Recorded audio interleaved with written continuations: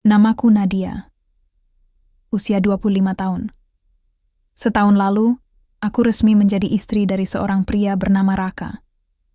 Kami menikah muda, bukan karena paksaan, tapi karena cinta yang terasa begitu meyakinkan saat itu. Raka adalah sosok lelaki yang semua perempuan idamkan. Sabar, tenang, pekerja keras, dan setia. Setidaknya, itu yang selalu aku yakini. Kami tinggal di rumah keluarga Raka, bersama ayahnya, Pak Arman. Ibunya sudah lama meninggal. Rumahnya besar, bersih, dengan halaman belakang yang hijau, dan sunyi. Aku sempat menolak tinggal di sana setelah menikah, tapi Raka bilang, biar kita nemenin papa, dia terlalu sering sendirian. Jujur saja, awalnya aku agak canggung tinggal bersama mertua. Tapi ternyata, Pak Arman bukan pria tua cerewet atau keras kepala. Ia justru kalem, jarang bicara, dan sangat menjaga privasi. Umurnya sekitar 50-an. Wajahnya masih terawat, kulitnya bersih, rambutnya sedikit memutih di sisi pelipis. Ia punya pembawaan dingin dan tenang, seperti tokoh ayah dalam film-film Jepang. Aku memanggilnya Papa, karena memang begitu Raka memanggilnya. Tapi jujur, aku masih belum terlalu dekat. Kadang aku hanya menyajikan teh atau makanan kecil sore hari, sambil bertanya pelan, Papa mau tambah nasi? Atau mau saya buatin kopi? Hari-hari berjalan damai. Raka sering pulang malam karena pekerjaannya di bidang properti. Kadang ia harus keluar kota selama beberapa hari. Aku tidak keberatan. Aku sibuk di rumah, mengurus keperluan kecil, mencoba, memasak resep baru, dan kadang menulis blog untuk mengisi waktu. Dan setiap kali Raka tidak ada, aku merasa rumah ini terlalu sunyi. Hanya ada langkah kaki Pak Arman yang lembut di lorong rumah. Kami jarang bicara. Hanya senyum singkat jika berpapasan di dapur atau ruang tamu. Satu-satunya momen yang agak hangat adalah saat sore hari. Aku sering membuat teh manis atau camilan, seperti pisang goreng. Kadang aku membawakannya ke teras belakang, tempat Papa biasa membaca koran atau duduk menatap kebun. Apa Nadia yang buat ini? Tanyanya sekali waktu, sambil mencicipi bolu kukus. Aku mengangguk, senyum kecil. Iya, Papa suka. Dia tidak menjawab langsung, hanya menatapku dan mengangguk pelan. Enak, terima kasih. Momen-momen seperti itu tampak biasa. Wajar. Tidak ada yang aneh. Tidak ada yang salah. Semuanya baik-baik saja. Atau mungkin aku hanya terlalu naif untuk menyadari bahwa dari ketenangan itulah badai justru mulai terbentuk. Atau mungkin aku hanya terlalu naif untuk menyadari bahwa dari ketenangan itulah badai justru mulai terbentuk. Hari itu hujan turun sejak siang. Raka sedang dinas keluar kota dan baru akan pulang 2 hari lagi. Aku sendirian di rumah bersama Pak Arman. Hujan tak menunjukkan tanda akan reda. Justru makin deras ketika langit mulai gelap. Menjelang maghrib, listrik padam. Aku yang sedang di dapur langsung terdiam. Tak lama, suara langkah kaki terdengar dari arah lorong. Pak Arman muncul dengan senter di tangannya. Tenang saja Nadia, ini biasa, katanya pelan. Biasanya nyala lagi nanti malam. Aku mengangguk. Ia lalu meletakkan senter di atas meja makan dan mengambil lilin dari laci dapur. Dalam cahaya temaram, wajahnya tampak lebih tua, tapi justru terlihat lebih teduh. Untuk mengusir rasa bosan dan takut, aku akhirnya mengajak Papa makan malam lebih awal. Sop, ayam hangat, dan tempe goreng jadi pilihan. Kami duduk berhadapan, hanya diterangi satu lilin di tengah meja. Suasana hening. Yang terdengar hanya suara hujan di luar, dan denting sendok menyentuh piring. Tapi kemudian, saat aku mengangkat kepala dan tertawa kecil karena ceritaku sendiri tentang kejadian lucu di pasar, aku menangkap sesuatu yang membuat jantungku berdebar. Tatapan itu. Tatapan Papa padaku. Bukan tatapan seorang mertua. Bukan tatapan biasa. Tatapannya dalam. Seolah sedang melihat sesuatu yang sangat ia simpan dalam-dalam. Ia tidak berkedip Dan untuk beberapa detik, ia tidak menyadari aku sedang menatap balik. Saat ia sadar, ia segera mengalihkan pandangan. Ia terbatuk pelan dan meneguk air putih.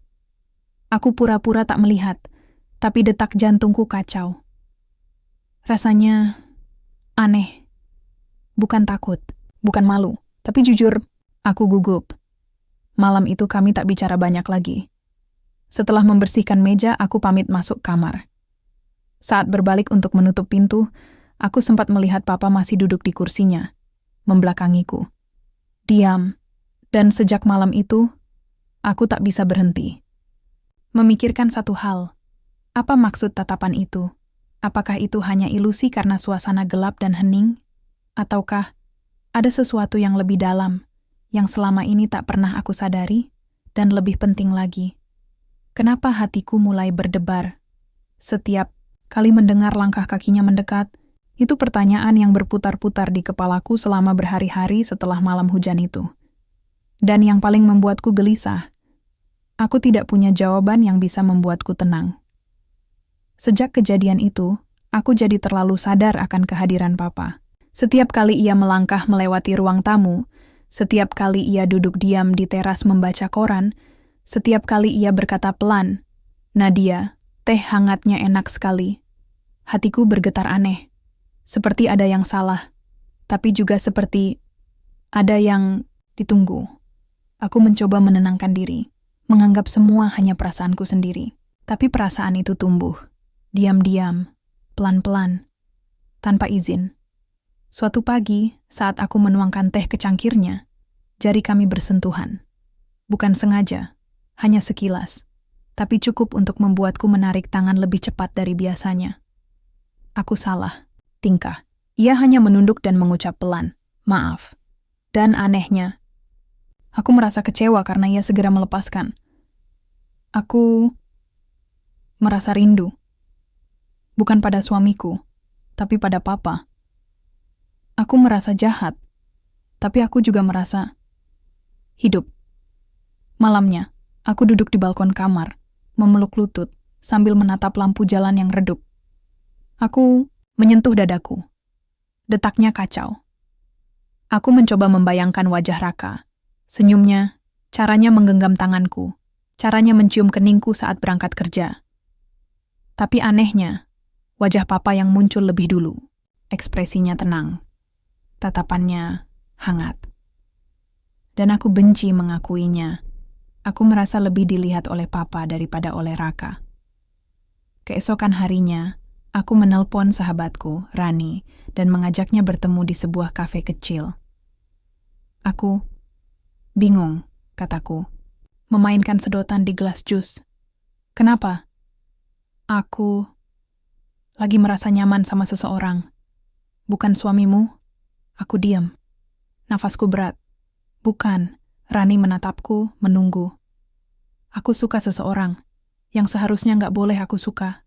Nadia, kamu selingkuh? Belum, jawabku cepat.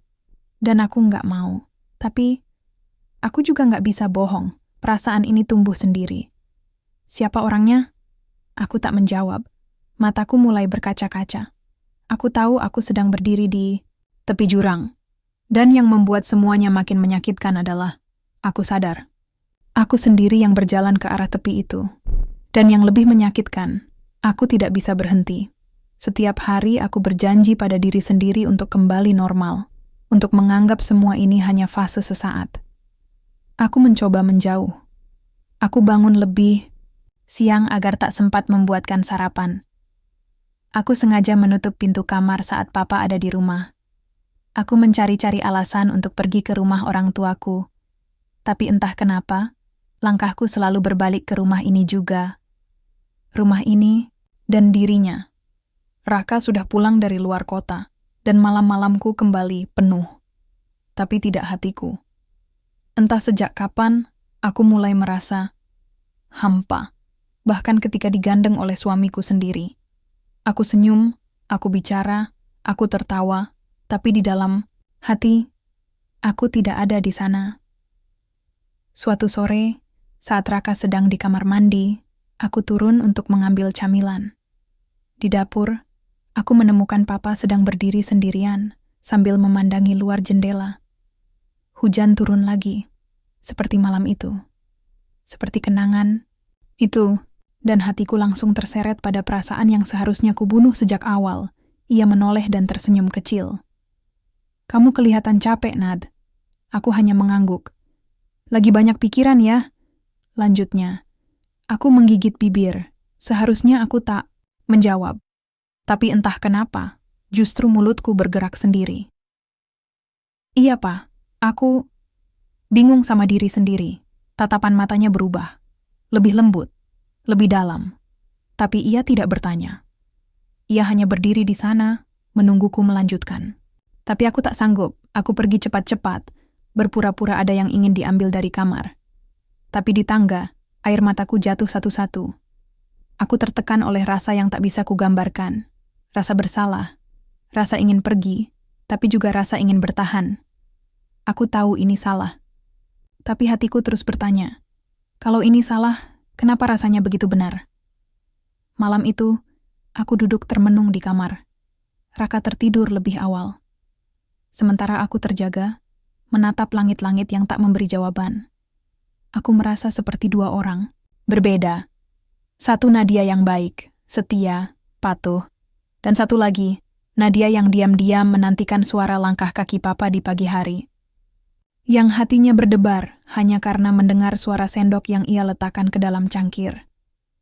Dan yang paling menakutkan dari semua ini adalah kenyataan bahwa aku tak ingin kabur dari perasaan ini. Aku ingin tahu sampai sejauh mana aku bisa bertahan. Dan ternyata aku tidak perlu menunggu terlalu lama untuk mengetahuinya. Hari itu, Raka kembali harus ke Bandung untuk urusan pekerjaan. Ia memelukku seperti biasa sebelum berangkat, mencium keningku, berkata, "Jaga diri, ya, aku cuma 2 malam." Aku tersenyum dan mengangguk, tapi dalam hati, aku tidak tahu harus senang atau takut. Karena 2 malam, berarti 2 malam hanya aku dan papa di rumah ini. Malam pertama, aku menyibukkan diri dengan menonton drama Korea di kamar. Kupasang earphone, kutata selimut, dan kubuat diriku seolah nyaman. Tapi kenyataannya, aku gelisah. Seperti sedang menunggu sesuatu, entah apa. Lalu tiba-tiba, dari balik pintu kamar, terdengar suara pelan, teramat pelan, yang memanggil namaku, Nadia. Bukan ketukan, bukan suara keras. Hanya satu kata. Lirih. Namun cukup untuk membuat tubuhku membeku. Aku membuka pintu perlahan. Dan di sana, berdiri papa. Ia tak masuk. Ia hanya berdiri di ambang pintu, tatapannya tak setenang biasanya. "Ada yang papa butuhkan?" Tanyaku gugup. Ia ragu sejenak, lalu berkata, "Kulkas mati. Mungkin saklarnya jatuh. Papa butuh bantuan lihat stop kontaknya." Aku mengangguk cepat, terlalu gugup untuk berpikir jernih. Kami pun turun ke dapur bersama. Tapi ketika aku membuka pintu kabinet, bawah dan memeriksa kabel kulkas itu ternyata baik-baik saja.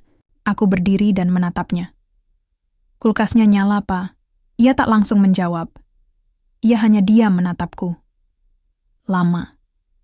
Dan di dalam diam itulah, aku mendengar sesuatu yang lebih keras dari suara. Detak jantungku sendiri. Jelas. Kacau. Akhirnya ia berkata, "Papa cuma pengen ngobrol." "Ngobrol?" "Iya. Tapi, kalau kamu nggak nyaman, nggak apa-apa." Aku menggeleng pelan. Entah apa yang membuatku begitu tenang saat itu. "Boleh." Kami duduk di meja makan, seperti 2 orang asing yang berusaha saling membaca. "Papa tahu kamu lagi bingung," katanya akhirnya. Aku menggigit bibir. Bingung iya, tapi bukan salah siapa-siapa. Ia menatapku, tatapannya lebih lembut dari malam-malam sebelumnya. Tapi mungkin papa bagian dari kebingungan itu ya? Aku tidak menjawab. Tapi dari caraku menunduk dan menahan napas, ia pasti tahu. Lalu ia berkata pelan, "Aku sudah terlalu lama sendiri, Nat." Aku menatapnya, dan saat itu, untuk pertama kalinya aku sadar, ia bukan hanya mertuaku. Ia juga seorang pria, yang sendiri, yang kesepian, yang menatapku seperti aku satu-satunya yang membuatnya merasa hidup lagi. Dan aku membiarkan tatapan itu terjadi. Terlalu lama. Sampai akhirnya aku berdiri cepat-cepat dan berkata, pelan.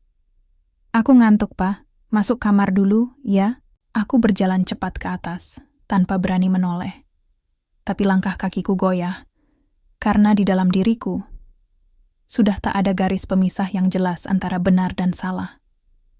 Itulah yang kurasakan saat tubuhku tanpa sadar melepas beban yang selama ini kupendam. Aku tahu ini salah. Aku tahu ini tidak seharusnya terjadi. Tapi hatiku, yang selama ini terluka dan kesepian, memilih untuk percaya pada pelukan yang salah. Malam itu, saat lampu kamar sudah padam, aku mendengar ketukan pelan di pintu. Aku membuka, perlahan, dan di sana berdiri Papa, wajahnya penuh kekhawatiran. "Kamu tidak tidur?" tanyanya lembut. Aku menggeleng, tidak sanggup berkata apa-apa. Ia masuk dan duduk di sisi tempat tidur. Suara hujan yang menimpa jendela membuat suasana semakin sunyi. "Kamu jangan terlalu keras pada dirimu sendiri," katanya. Kadang, hati memilih jalannya sendiri. Kata-katanya seperti angin sejuk yang menenangkan, tapi juga membakar. Aku merasakan jarak yang selama ini kubangun perlahan runtuh. Aku menyerahkan kepadanya sebagian dari rasa yang sudah terlalu lama kupendam. "Papa," suaraku bergetar. Aku takut. Takut kehilangan segalanya, tapi juga takut kehilangan diriku sendiri. Ia memegang tanganku dengan lembut. "Aku juga takut, Nat. Tapi kita tidak sendiri. Aku di sini." Pelukan itu datang tanpa diundang, hangat dan penuh arti. Di dalamnya ada kerinduan dan keinginan yang selama ini tak terucap. Aku membiarkan air mata mengalir, melebur segala penat dan kesedihan. Namun di sudut hatiku, ada suara kecil yang berteriak, memperingatkanku. Ini bukan cinta. Ini perangkap. Tapi saat itu, aku terlalu lelah untuk melawannya. Dan malam itu, aku jatuh bukan pada cinta yang benar, tapi pada pelukan yang salah. Namun, rahasia itu tidak bisa kusimpan selamanya. Beberapa hari setelah kejadian itu, aku mulai merasakan perubahan dalam rumah kami. Tatapan Raka berubah dingin, suaranya tersendat saat berbicara, dan jarak di antara kami terasa semakin lebar. Aku mencoba bertanya, tapi ia selalu mengalihkan pembicaraan. Kemudian, suatu sore, saat aku sedang memasak di dapur, Raka masuk dengan wajah serius. Ia meletakkan sebuah amplop di meja, lalu menatapku dalam-dalam. "Nadia, kita perlu bicara," katanya pelan tapi tegas. Hatiku serasa terhentak. Apa yang sudah ia tahu? Apa yang sudah ia curigai? Aku mengangguk, mencoba tetap tenang. Namun dalam hatiku, badai sudah mulai mengamuk. Raka membuka amplop itu dan mengeluarkan beberapa foto. Foto aku dan Papa yang tertangkap dalam beberapa momen yang tak seharusnya. Aku menatap wajahnya, mencoba mencari kehangatan yang dulu ada, tapi yang kulihat hanyalah rasa sakit dan pengkhianatan. "Kenapa, Nadia?" Suaranya bergetar. "Kenapa kamu melakukan ini padaku?" Air mataku jatuh, tapi aku tidak punya jawaban yang mudah. Aku tahu aku harus memilih. Mempertahankan rumah tangga yang sudah retak, atau mengikuti hati yang malah membawa luka lebih dalam. Saat itu aku sadar, hidupku tak pernah lagi sama.